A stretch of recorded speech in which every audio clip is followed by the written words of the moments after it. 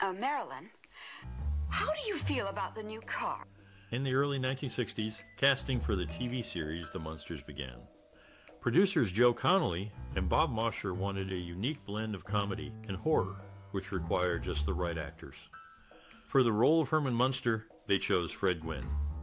Gwynne's tall stature and expressive face made him an ideal fit for the lovable but oafish character. His audition showcased his ability to deliver both humor and pathos, which won over the producers. Yvonne Carlo was cast as Lily Munster. Initially, the producers had someone else in mind for the role, but after seeing DeCarlo's audition, they changed their minds. Her experience in Hollywood and her ability to balance elegance and humor made her a perfect choice. Al Lewis was cast as Grandpa Munster. Lewis, a seasoned character actor, brought a sense of authority and comedic timing to the role. His chemistry with Gwynne was instant, and the producers knew they had their dynamic duo. Butterfly McQueen, best known for her role in Gone with the Wind, was initially cast as the Munsters' housekeeper, but she left the show before it aired. Her replacement, Marilyn Hughes, was cast as Marilyn Munster, the normal one in the family. Hughes was chosen for her wholesome, all-American look and her ability to hold her own against the more experienced cast members. The casting of the Munsters was a crucial part of the show's success. Each actor brought something unique to their role, creating a memorable and enduring TV family.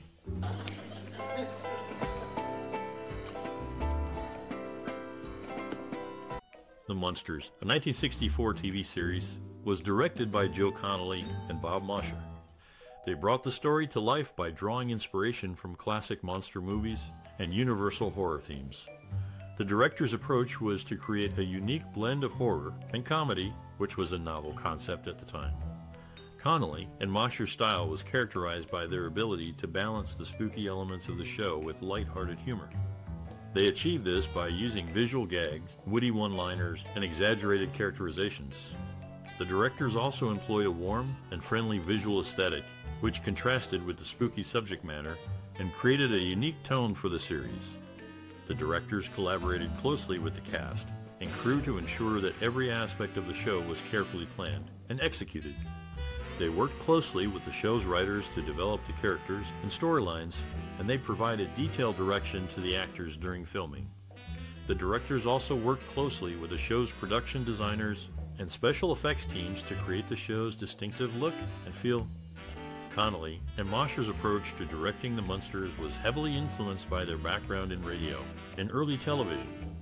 They brought a strong sense of pacing and timing to the show, and they were skilled at creating memorable characters and situations. Their work on the Munsters helped to establish the show as a classic of American television and cemented their place as pioneers in the world of television comedy. Introduce myself. Go on, dearie, go on. The Munsters is a classic 1964 TV series that you might remember. It's about a family of monsters living in a spooky house in California.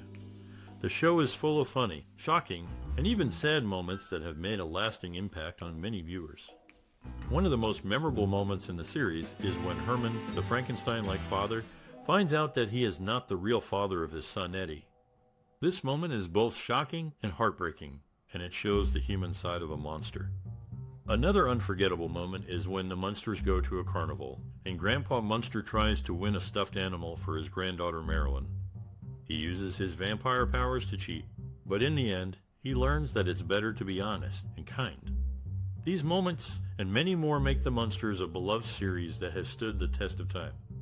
If you have any memories or personal experiences related to this TV show, we would love to hear them in the comments below. So, keep watching this video to learn more funny, shocking, and sad facts about the Munsters. You might be surprised by what you find out. School system. After meeting me and visiting Eddie's home, you're throwing him... The Munsters, a popular 1964 TV series, was filmed primarily in black and white, which was common for the time. The show was known for its unique set design, featuring the iconic Munsters home, which was a blend of Victorian and Gothic styles. The interior sets were built on soundstages at Revue Studios in Hollywood, while the exterior shots of the Munsters' home were filmed at 18313 Mockingbird Lane, a Universal Studios backlot attraction. The production faced logistical challenges, such as coordinating the schedules of a large cast and crew and ensuring continuity between scenes. The show's creators also had to balance the need for continuity with the desire to create a visually interesting and engaging set. For instance, they used a variety of camera angles and lighting techniques to make the small soundstage set appear larger and more spacious. One innovative technique employed during the production of the Munsters was the use of chroma key, or green screen, technology. This allowed the show's creators to superimpose actors and props onto different backgrounds, creating the illusion of a larger or more varied set. For example, the show's opening credits feature the Munsters' car, the Munster coach, driving through a graveyard, which was created using chroma key technology. Despite the challenges, the production of the Munsters was a success, thanks in large part to the creativity and hard work of the cast and crew. The show's unique blend of humor, horror, and family-friendly content has made it a beloved classic, and its influence can still be seen in popular culture today. Please, girls, stop kissing me. Stop. Just because I gave you a few diamond necklaces doesn't mean you own me. The Munsters is a classic 1960s comedy series that has stood the test of time. The show features a unique and memorable cast of characters who reside in a gothic horror mansion, making it clear from the start that the Munsters are no ordinary family. Although the series only lasted for 2 seasons, it left a lasting impression and even spawned a feature film. The Munsters are led by Herman and Lily, played by Gwynne and Yvonne Carlo. Herman is a towering and clumsy figure created by a scientist and modeled after the famous Frankenstein monster. Despite his intimidating appearance, Herman is a kind-hearted and gentle soul who works at a mortuary, the only place where his frightening appearance won't scare off customers. Lily, on the other hand, is a proper wife and dutiful daughter to a vampire, played by Al Lewis. Both Gwynne and Lewis had previously starred together in the comedy series Car 54, Where Are You? The Munsters also have a werewolf son, Eddie, played by Butch Patrick. Eddie has some socialization issues, as one might expect, but he adds to the humor and charm of the show. The family is rounded out by Marilyn Munster, Lily's niece, who is played by both Beverley Owen and Pat Priest. Marilyn is the ugly duckling of the family, according to their alternative standards of beauty, and she receives a lot of attention from the male species, which becomes a bit repetitive. Despite their spooky appearance, the Munsters are a cute and kind-hearted family who enjoy their own unique brand of fun. They don't socialize much with their neighbors, but they don't need to their eccentricities, and humor are more than enough to keep viewers entertained. In conclusion, The Munsters is a classic comedy series that has stood the test of time. With its memorable cast of characters, unique humor, and spooky setting, it's a show that continues to captivate audiences today. Whether you're a longtime fan or new to the series, The Munsters is definitely worth checking out. Woods? Next thing I'm here chasing a cat. What do you see, Grandpa? Herman, don't tell him.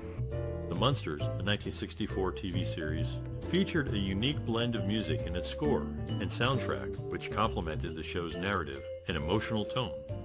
Jack Marshall, the series' main composer, created a distinctive sound that combined elements of surf rock, spaghetti western, and classical music. Marshall's music for the Munsters was playful and quirky, reflecting the show's comedic take on the classic monster movie genre. He used unconventional instruments, such as the electric sitar and the theremin, to create a spooky yet lighthearted atmosphere. The soundtrack also featured a mix of source music, including popular songs from the 1960s and original tunes written for the show. In creating the music for the Munsters, Marshall drew inspiration from the show's characters and storylines. For instance, the theme song, the Munsters theme, featured a driving surf guitar riff and a catchy melody that captured the family's offbeat charm. The song quickly became a hit and remains one of the most recognizable TV themes of all time. Marshall's approach to scoring the Munsters was highly innovative for its time. He often used music to heighten the show's comedic moments, such as in the episode Herman's Rival, where he employed a frantic, circus-like score to accompany a scene in which Herman Munster frantically tries to impress a love interest. The musicians who performed on the Munster soundtrack were also crucial to its success. Many of them were session players who had worked with Marshall on other projects, and their expertise and versatility helped bring Marshall's vision to life. In summary, the music of the Munsters was a key element of the show's appeal, providing a playful and memorable soundtrack that complemented the show's unique blend of humor and horror. Through his innovative scoring techniques and unconventional instrumentation, Jack Marshall created a musical landscape that helped make the Munsters a beloved classic. Hey, Captain, if you don't mind, this is very important to me. I'll wait outside. Gary Owens was a prominent figure in radio and animation, known for his work on over 3,000 cartoon shows and 12,000 radio shows. His voice brought to life characters such as Roger Ramjet, Space Ghost, the Blue Falcon, and Powdered Toast Man from Ren and Stimpy. Butch Patrick, known for his role in the Munsters, had a guest appearance on The Simpsons, playing himself. His on-screen presence extended beyond the classic sitcom. In other news, Wolfgang Van Halen, the son of the legendary guitarist Eddie Van Halen, carries on the family name in the music industry. These individuals, each in their respective fields, have made their mark, leaving a lasting impact on their audiences.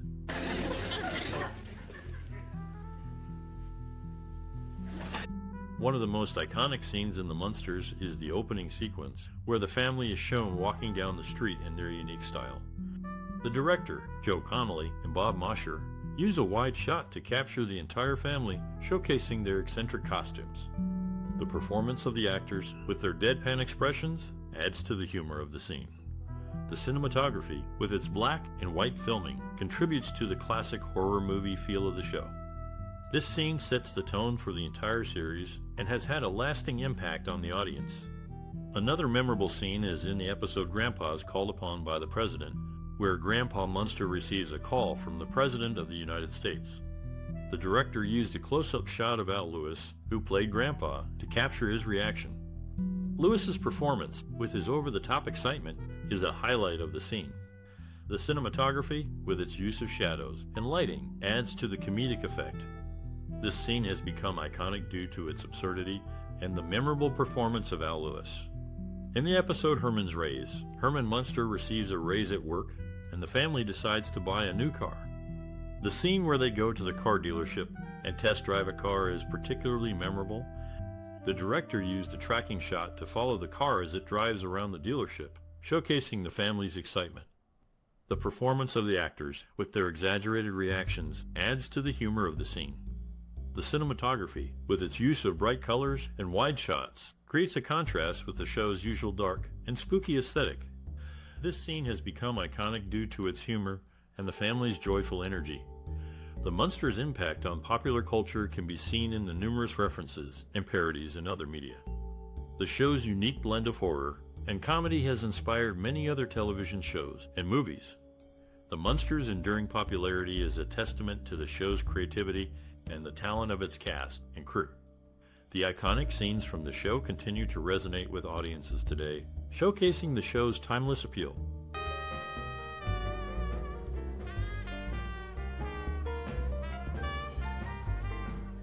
After the cancellation of the Munsters, Fred Gwynne chose not to talk about his role in the series for a long time.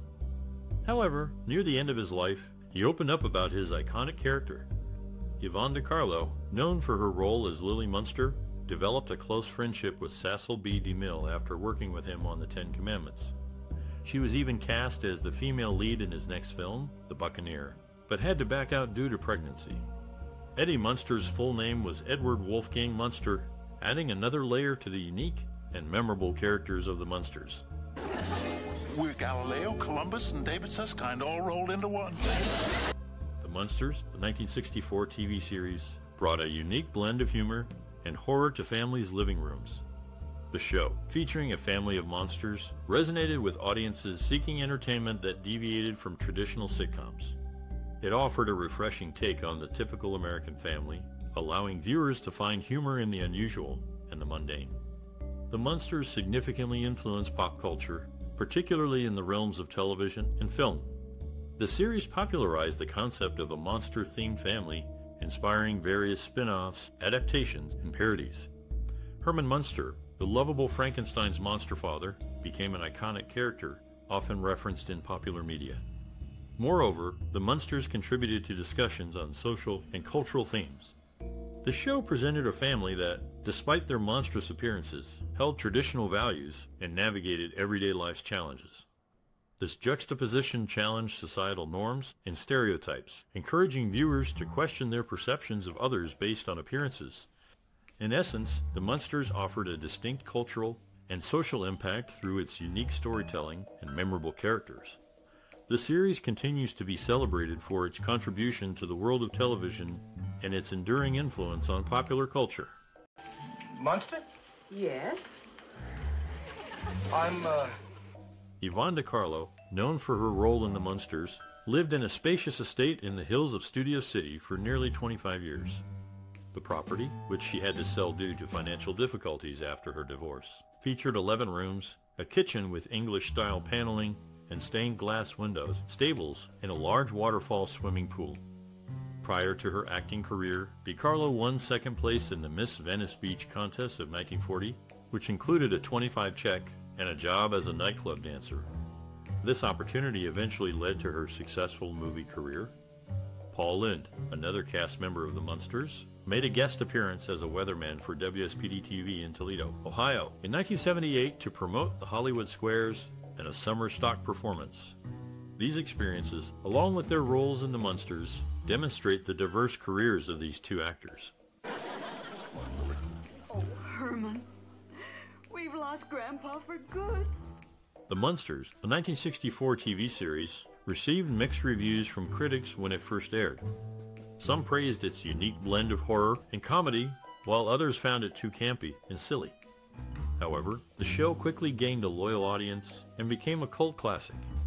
Critics, such as Jack Good of the New York Times, noted the show's pleasant, tongue-in-cheek quality and its ability to appeal to both children and adults.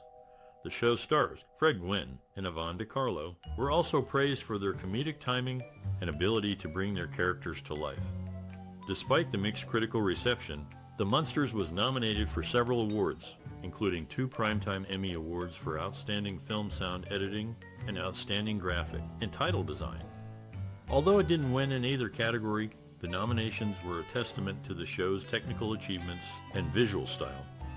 The Munsters' enduring popularity can be seen in its numerous revivals and reboots, including the 1966 film Munster, Go Home, the 1980s TV series The Munsters Today, and the 2012 film Mockingbird Lane. The show has also inspired various merchandise, including toys, games, and clothing. The accolades and enduring popularity of the Munsters mean that those involved in the show, from the cast and crew to the writers and producers, have left a lasting impact on television history. The show's unique blend of horror and comedy has influenced countless other productions and continues to be celebrated by fans around the world. Yeah, we'll really scare them. What's the matter? Yvonne DiCarlo, known for her role as Lily Munster, was not only a talented actress but also an accomplished singer. She sang in many of her films in the 1940s and 1950s and even showcased her musical abilities in Far Out Munsters, playing the harp and singing. The Munsters theme song has also made its way into modern pop culture, being sampled by Fall Out Boy in their 2015 song Uma Thurman. The show's opening credits were a parody of The Donna Reed Show, featuring Yvonne DiCarlo as Lily Munster lovingly passing out lunches to her family members, similar to Donna Reed's character. This humorous take set the stage for the unique and entertaining episodes that followed. Ever seen anything like it, Uncle Herman? Yeah, Pop. You should have been here to see that big dope. The Munsters, a 1964 TV series, was filled with memorable moments both on and off the set. One anecdote involves the show's child star, Butch Patrick, who played Eddie Munster. He once shared that he would often play pranks on co-star Al Lewis, who played Grandpa Munster. Patrick would sneak into Lewis's trailer and rearrange his furniture, much to Lewis's amusement. Gwynne, who played Herman Munster, was known for his sense of humor. During breaks, he would often entertain the crew by impersonating famous celebrities of the time. His impressions were so spot on that they became a source of amusement for the entire cast and crew. Yvonne DiCarlo, who played Lily Munster, was a seasoned actress who took her role seriously. She would often spend hours in makeup, ensuring that her character's distinctive look was just right. Despite the long hours, she remained professional and dedicated to her craft. The set of the Munsters was a lively place, filled with laughter and camaraderie. The cast and crew became like a family, and their bond was evident in the final product. Despite the challenges of creating a show about a family of monsters, they managed to create a beloved series that continues to captivate audiences today. I bet if Mom and Dad knew you were leaving, they wouldn't want you to go. No, they already... In the classic 1964 series, The Munsters, the family members who were depicted with green skin in promotional photos were actually wearing bright purple makeup on set. This choice was made because the purple hues showed up better on black and white televisions, which were prevalent at the time. This fact is evident in the colorized version of the show. Fred Gwynne, who played Herman Munster, wore foam rubber padding under his costume, which led to significant sweating and weight loss throughout the show's filming. His co-star, Yvonne Carlo, who played Lily Munster, was struggling financially and suffering from depression before joining the show. Her film career had been in decline, but the Munsters provided her with a much-needed career resurgence. Come right this way, Mr. Mallory. The Munsters, a 1964 TV series, holds a unique place in film history with its blend of horror and comedy. It depicted a family of monsters living in a suburban neighborhood, a concept that was novel at the time. The show's impact on future filmmaking is evident in the numerous parodies and homages it has inspired, including movies like The Addams Family and TV shows like Modern Family's Munsters themed episode. The series also influenced the development of the sitcom genre, proving that unusual concepts could be successful. The Munsters has inspired various subsequent works, such as the 1981 TV movie The Munsters' Revenge, the 1995-1996 TV series The Munsters Today, and the 2012 film Munsters' Scary Little Christmas. These works attest to the enduring appeal of the original series. Furthermore, the Munsters' distinctive style and characters have been referenced and reimagined in various contexts, from animation to live-action productions, demonstrating the series' cultural significance and influence. Hurry. Yes, dear.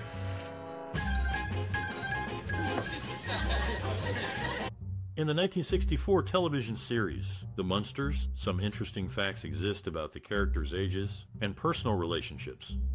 For instance, Grandpa, played by Al Lewis, was a year younger than his on-screen daughter, Lily, portrayed by Yvonne Carlo. Herman, the youngest adult in the family, was Lily's husband.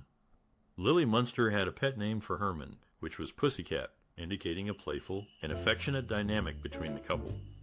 As for Yvonne Carlo, who played Lily, she turned down a co-starring role in the 1953 film Desert Legion because she wanted to distance herself from escapist movies. The role eventually went to Arlene Dahl. This decision showcases DeCarlo's commitment to her craft and her desire to take on more challenging roles. Beth, I just don't know what to get him for his birthday.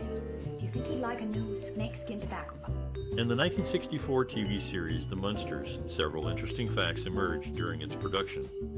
Beverley Owen, who played Marilyn Munster, often went unrecognized due to wearing a blonde wig for the role.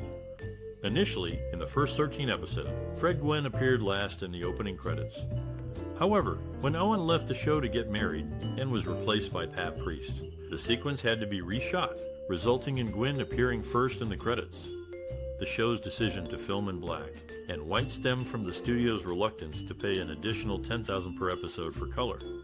These behind-the-scenes details shed light on the challenges and creative choices made during the production of The Munsters, adding depth to the beloved series. About what kind of work he's in?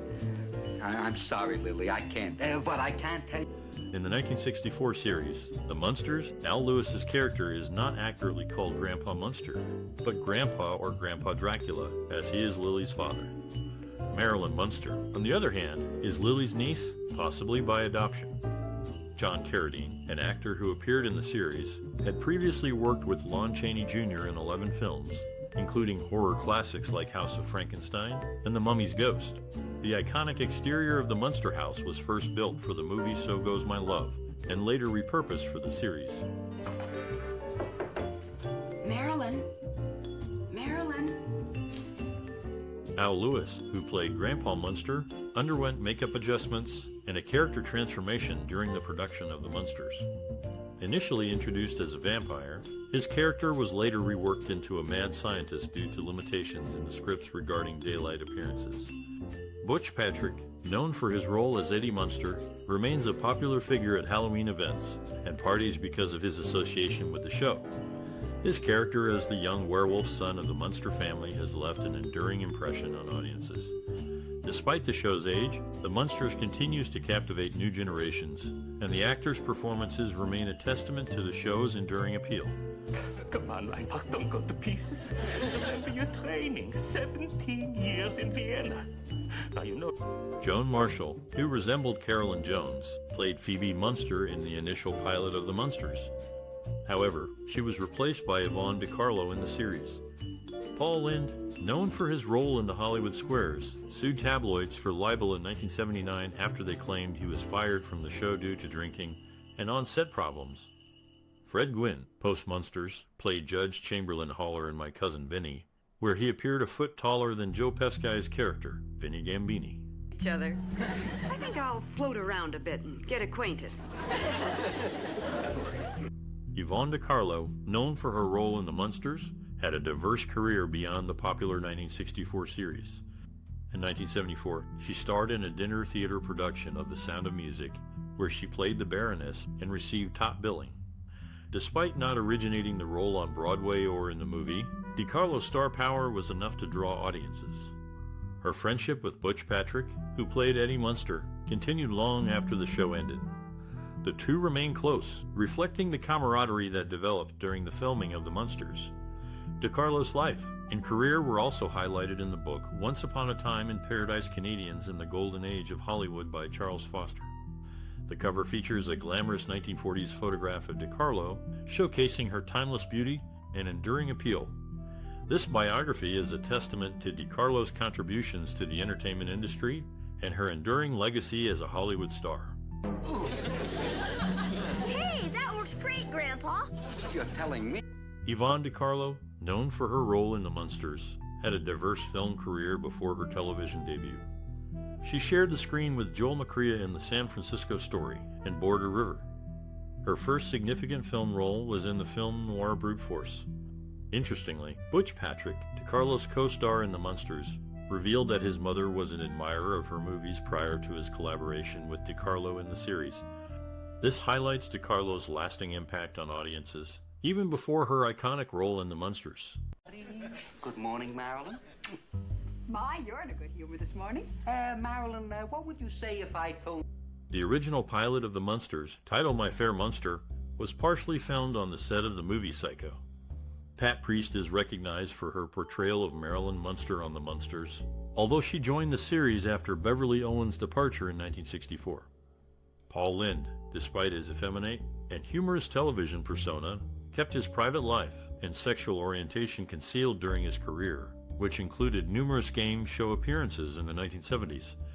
These details offer a glimpse into the production of the Munsters and the personal lives of some of its cast members.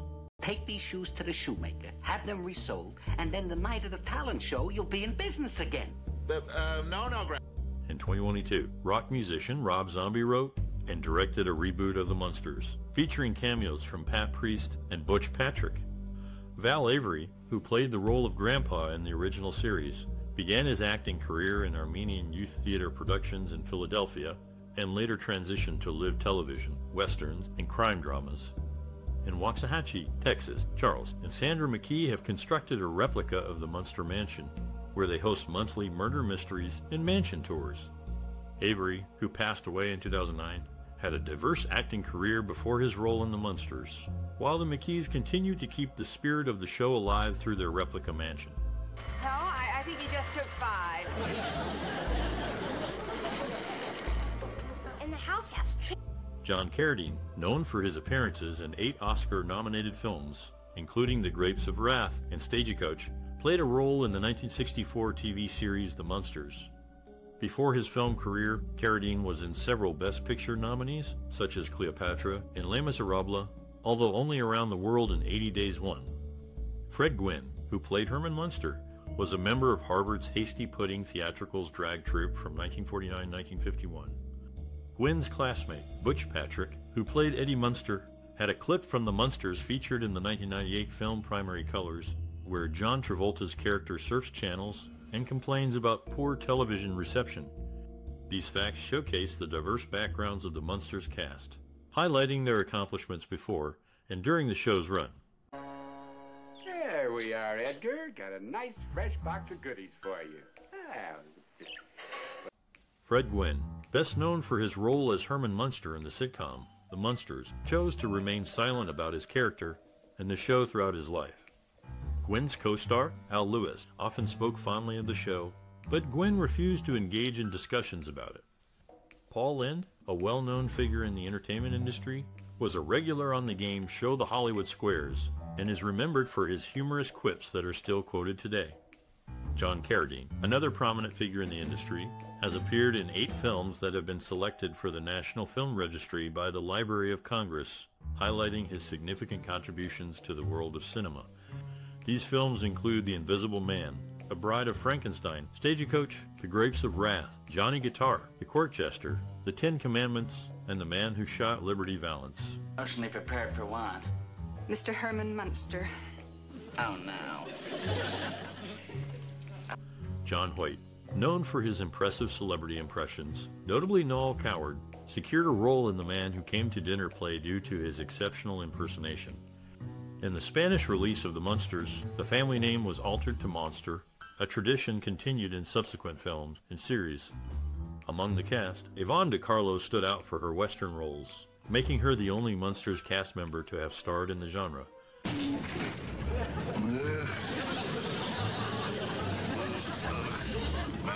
During the filming of the Munsters' second season, lead actors Fred Gwynne and Al Lewis became dissatisfied with the show's comedic direction. They advocated for a more understated and subtle humor to be incorporated into the scripts. The set of dishes used on the show, known as Willow, were designed in England during the late 18th century. These classic dishes added a touch of elegance to the Munsters' spooky home. Grandpa's pet bat, a constant companion in the series, was named Igor. This small detail added to the show's unique charm and humor. Aunt Lily? Aunt Lily? You see, such a nice lady.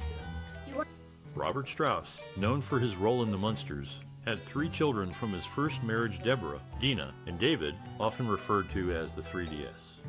Deborah, who changed her name to Deja, is married with 5 children and resides in Maryland. Dina and her daughter and husband live in Arizona, while David resides in Las Vegas, Nevada. Paul Lynde, another cast member, had a hairstylist and chauffeur named Stan Finesmith, with whom he shared a close relationship. Although Lynde's homosexuality was never explicitly discussed during his lifetime, a 1976 People magazine article hinted at it. Lynde's friend, Kathy Rudolph, later confirmed that Lynde's frustration with hiding his sexuality affected him. Contrary to popular belief, the Munsters were not the first TV couple to share a bed. That distinction goes to Mary Kay and Johnny, a real-life couple who shared a bed on their show in the late 1940s. Flower for his buttonhole. All right. We'll just have to start looking for him again early in the morning. John Carradine, known for his role as Count Dracula in various films, shares a unique connection with Jack Palance. They both played Dracula and Ebenezer Scrooge in different productions. Robert Strauss, a prolific character actor of the 50s and 60s, was known for his gruff and sometimes comic or menacing roles. He earned an Oscar nomination for his portrayal of Animal in Stalag 17. John Hoyt, with a career spanning stage, screen, and television, began in comedy before transitioning to drama. He was part of the Mercury Theater and was often cast as a villain in 60s and 70s television episodes. These actors, with their diverse roles and appearances, contributed significantly to the entertainment industry, leaving a lasting impact on audiences. Do you know the lyrics to the second chorus of Shortening Bread? Yvonne de Carlo, known for her role in The Munsters, was the first Hollywood actress to headline a French film without an English version, The Contessa's Secret. Before this, she made her mark in Hollywood with films like Criss Cross and The Ten Commandments. John Carradine, another cast member, had guest appearances on both the 1959 and 1985 versions of The Twilight Zone. His acting career spanned over 5 decades, with over 225 film and television appearances. Paul Lynde, who played Dr. Edward Harrison on The Munsters, had an eventful life outside of acting. In 1978, while in Salt Lake City for a TV recording, he he was arrested for interfering with a police officer. This incident occurred after his car had been broken into and his valuables stolen. Despite this, Lynde's career as a comedian and actor remained successful, with memorable roles in Bye Bye Birdie and I'm a Big Girl Now. You are the feather-brained klutz to whom I was referring. If the Munsters has left an impression on you, we'd love to hear your stories. Share your memories and experiences related to this classic 1964 TV series. How did this show affect you personally? Did it influence your view of cinema? We encourage you to like, share, and subscribe for more cinematic explorations. Your engagement helps us create a community that cherishes and celebrates the impact of films like The Munsters. Let's keep the conversation going. Gotta admit that with that scar face of his and his knack for being able to throw his bones out of joint, the insurance company